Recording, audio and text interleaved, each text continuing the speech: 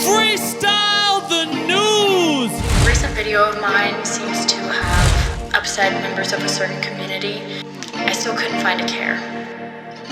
So yes, everyone belongs, everyone's welcome, everyone is treated with empathy and respect.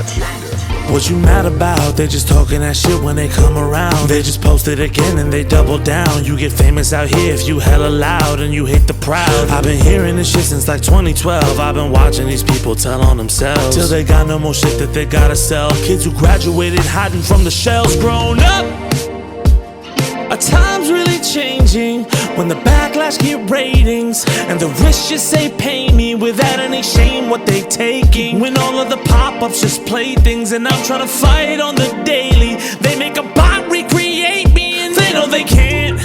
Devil out here making plans, kill us in the stands, rifle in their hands, take away the band, let the pill advance, politicking easy, gavel in your hands. Throw them into jail, break away the law, feeling like I'm Blade, waiting hella long just to get the promise they about to call. Sell the fucking crime next to Logan Paul. Sell you at a raw, tell me about the cure, say a little wrong just to keep it pure. Guilty on the sprawl, what you do it for? Another year they mad, talking about the force. Fuck the discourse, now we want a dome, homeland of vibes, everybody tone. I see red flags when you screaming woke. I see weed bags, miss you want the smoke. Y'all be tired of it and retire from it. I'm still beefing heavy, I ain't Joey Chestnut. Let me cut the debt up, yeah, I need the pressure. Throw a rainbow up and while they bitchin' tell them what you mad about? They talking shit when they come around. They post again and they double down. You get famous out here if you hella loud and you hate the proud. I've been hearing this shit since like 2012. I've been watching you bitches tell on yourself till you step out that role. End up like Tyler and Kai. We friends though. We friends though. We friends though. In a friend zone. It don't exist but you're in it. Ooh, too fucking soon. Thank you guys so much for watching Freestyle the News. If you like what you heard, please recreate one of the most shameful and embarrassing moments in NBA history when Donald Sterling revealed his racism to the world. But when you recreate it, all of the like buttons have weird, like, discrepancies with the people that they're portraying. Like, this like button has a completely different hairstyle from the actual like button, and this like button is supposed to be Steph Curry. What the fuck are you thinking, guys? What's going on? This is losing. Is this losing time? And then leave a comment on your favorite bar. No offense to Clippers fans, I know you're going through a lot right now. This is not a great series. And to be fair, winning time was fun to watch, but it was also like mad disrespectful to the players. I feel like dramatized basketball stories or just in general, somebody's gonna get upset in some way. Thank you so much for the birthday wishes earlier this week, guys. I mentioned it on Zed Talks, but yeah, Wednesday was my birthday. I turned 22 years old. That is 100% true. I am 22 years old. I don't want you to look that up. You can't find my public age anywhere. Why? That's by design, because I'm 22.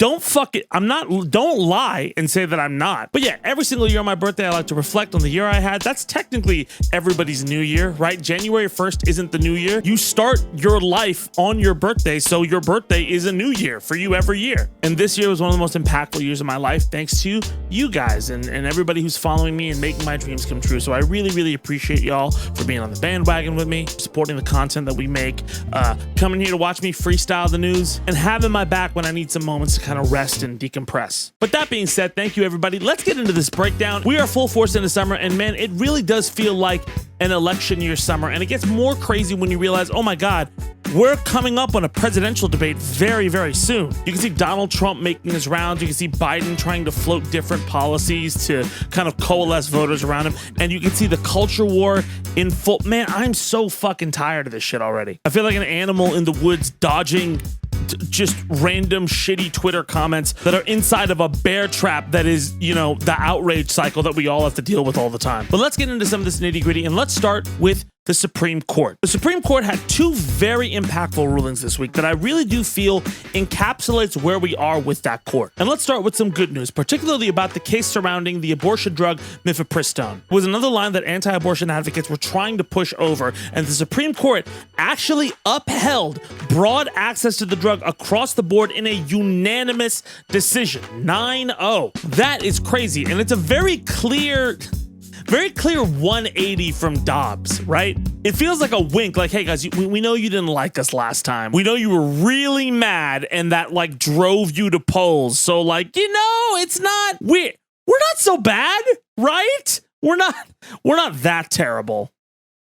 I really don't want to be cynical, but especially the way some of these judges' stances are around this issue, it generally feels electoral consequences are being factored into some of these decisions. And the other ruling they had, which is some bad news, is they overturned the ban on bump stocks posited during the Trump administration. If you don't know what bump stocks are gun stocks that you can attach that take a weapon and use the recoil energy from that weapon when you fire a shot to actually fire more shots rapidly, effectively giving some weapons the firing rate of machine guns. Super deadly weapons. And the reason this ban came along in the first place was because of the Las Vegas shooting in 2017. A guy in a hotel room fired down at a crowd of concert goers, and even the people on stage were saying we couldn't do anything, even if they were armed, and that put pressure on the Trump administration to pass this like very symbolic bill. But even this like case of doing the bare minimum is now overturned in the Supreme Court, which is fucking ridiculous. And the score this time obviously wasn't unanimous. It was 6-3. It was a 6-3 conservative political majority. And if you're saying, Zed, well, why aren't you calling the other decision a political majority? I am. They're both political decisions. Look, I very clearly feel that Mifepristone and the abortion pill should be widely available to people. I am pro-choice. But even with that, looking at the Supreme Court as it is now, it is such a political body. And for the longest time, people wanted to tell you, oh, the Supreme Court they give you the disappointing decision that's good for the country. They're the sobering branch of the American government, while the House is a bunch of petty motherfuckers, as is the Senate, and the president is a toddler with a nuclear codes. That's always how it was presented to everybody. And now, with the Supreme Court approval being the lowest it's ever been, that unanimous decision is just like, hey, please, you don't have to vote because of us. Like, why are you even thinking about us? We're just hanging. We're just chilling. And I also want to clarify this too. I do think there is something good about having a body of judges who are apolitical, who make sobering decisions even when you are stuck in your own bubble. But if that's the case, a 6-3 majority in any case is bad. If the House and the Senate are the people voting to have a bunch of people bicker all the time, and the Supreme Court's supposed to be the wisdom of the American government, honestly, having 6 of those people be so partisan is a bad fucking choice. That includes like Democrats. Like if we had 6 people who had my exact views on the Supreme Court and they could just swing for decisions that I wanted, I'd feel pretty comfortable. But would that be good for everybody? Not necessarily. Even with the good news, even with the bad news, it just shows that our institutions have a lot of problems inherent and systemic within them. And if we keep on being like, oh, well, we just have to keep them the same, these problems are going to get worse. We have to update it, or there's going to be more pressure on the levies, and then it's going to break. But anyway, let me know what you think in the comments, how you feel about the Mifepristone, how you feel about both cases, and how you feel about the Supreme Court. I'm guessing it's not going to be a positive opinion judging by all of the data that's out there. But yeah, just some thoughts. And now let's move on to a story I don't think has gotten enough attention in the YouTube sphere as much as it should, mainly because there's not a lot of click-through rating I feel on it, but we have to talk about it because it's fucking wild.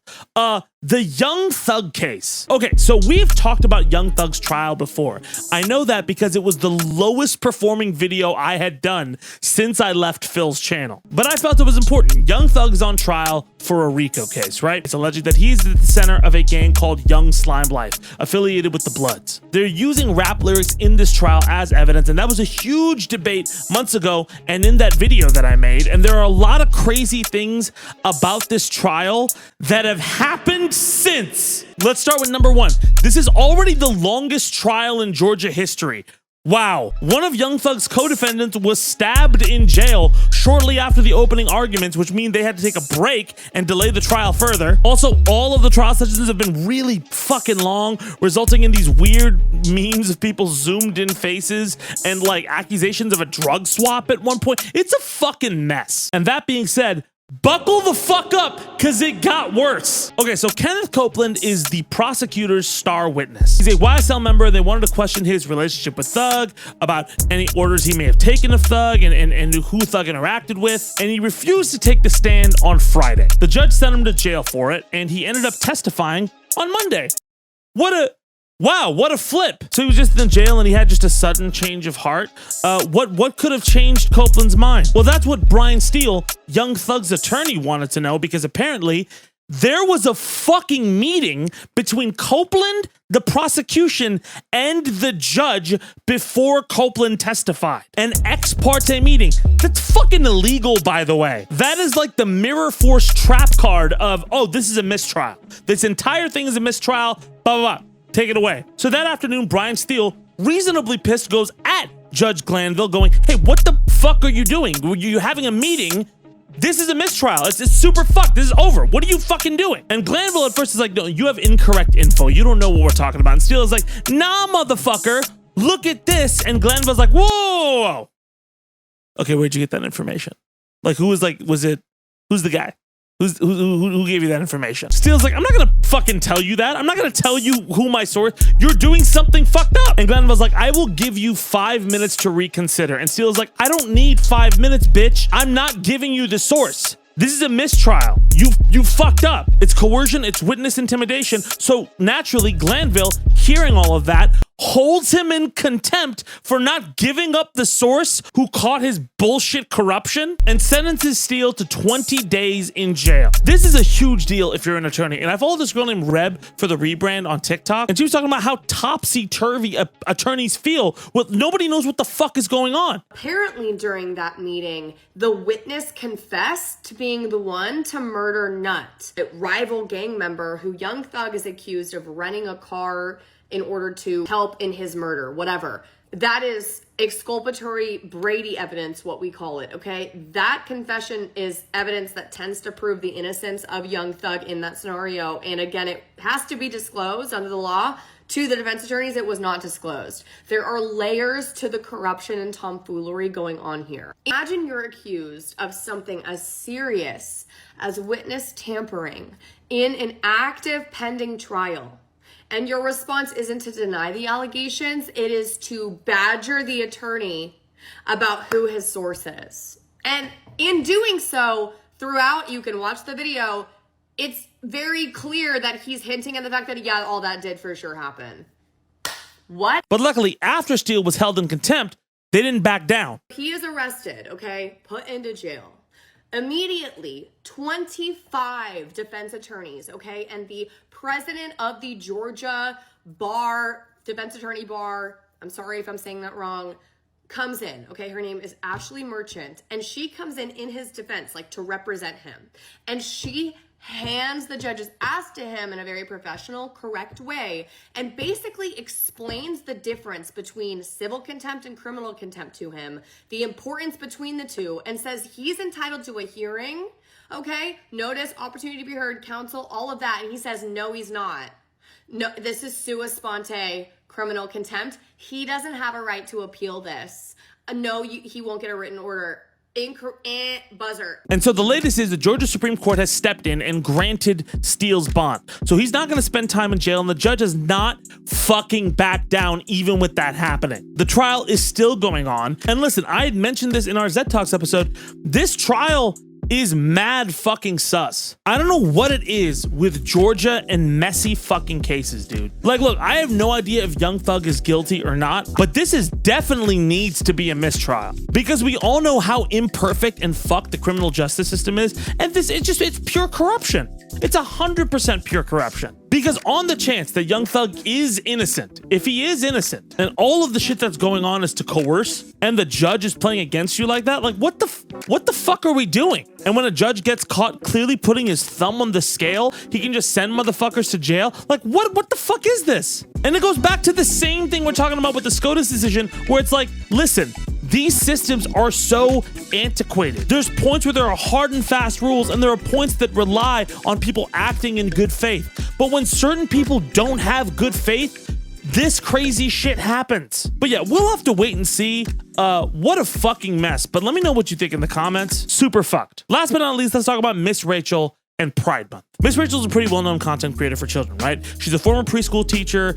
She has a master's in child development, and her videos have been instrumental for many parents in helping them raise their kids and teach them positive habits. She smiles a lot. She's got songs that all of these kids stay hooked to. She's got hundreds of millions of views on her videos on YouTube. And with that being said, she's also got a ton of videos on Instagram, more geared towards caregivers and adults, where she talks about things like postpartum depression and how she needs coffee and all that. And at the beginning of this month on her Instagram, she decided to wish everybody a happy Pride Month. And every Twitter egg that is now an X egg out there just clenched their asshole and got so fucking upset. Because now a slew of conservatives are calling to boycott Miss Rachel because she said happy Pride Month. Like people like Chaya Rechik saying she's turning your kids into militants, saying that she's indoctrinating kids with sexual preference. Michael Knowles saying the miss in her name is a red flag, kind of like the failed actor in his name is also a red flag. Here's a tweet from Matt Walsh.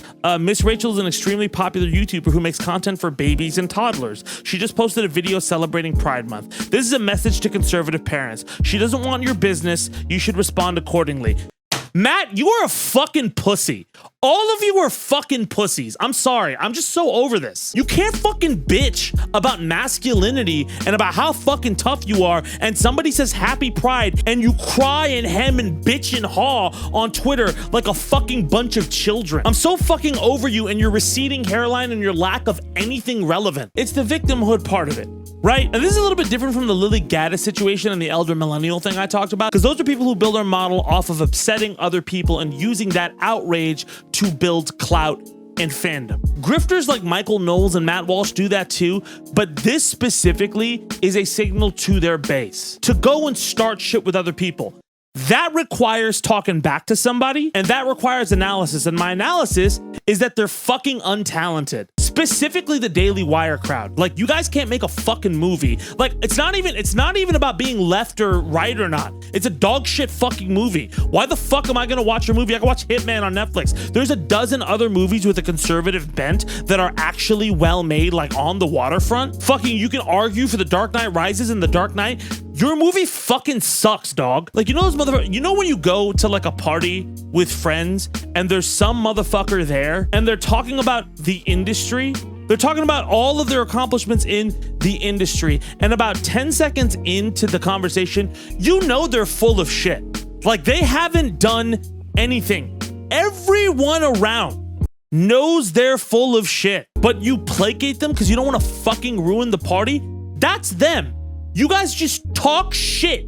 You don't fucking do anything. The amount of people up in arms about Pride Month is just so fucking annoying and antiquated to me. Like, even on my Facebook, like, I'm gonna repost this. This is something someone posted, and they don't follow my channel, but even if they did, yo, shut the fuck up. Like, it's always the people with like nothing to do who are the most out of pocket about this stuff. And just so you know, if your kid grows up and you say, Miss Rachel said happy Pride and that's why I didn't let you watch her show ever again, your kid is gonna go, what the fuck is wrong with you? I'm sorry, these people just remind me so much of everybody who was out of touch in Irvine, right? Like, I swear to God, like every time I hear Michael Knowles or Matt Walsh talk, I just, oh my God, I'm back in Irvine. And I'm telling you, all of those fucking people, like literally every single one of them either got out of that shit and figured out what they wanted to do in life, or got exactly what Irvine told them to get, got their white picket fence and got their basic ass life, and are fucking miserable. And you see it every day on Facebook because they post wild shit, and when you see them, they talk about being stuck. There's more material shit going on than a rainbow display in a Target. And if you are so controlling that you think a rainbow is gonna corrupt your kids and turn them gay, and Miss Rachel just being like, hey, you can be yourself, is such a fucking offensive statement and conservative people should boycott, she's not the one indoctrinating, motherfucker. But everybody knows that. I just want to clarify, these people are fucking losers. They're losers. Your advice sucks. Y'all suck. Happy Pride. Fuck these grifters. And if you have kids, go watch Miss Rachel. She sings fun songs that teaches kids how to go to the doctors, how to deal with tough times in life. She's really nice. And that's our show. Thank you guys so much for watching. I had to get a little angry there. We'll be back next week with more Zed Talks and a new Freestyle of the News. And my name is Tabani. Thank you so much for watching, and I'll see y'all soon. Let's go.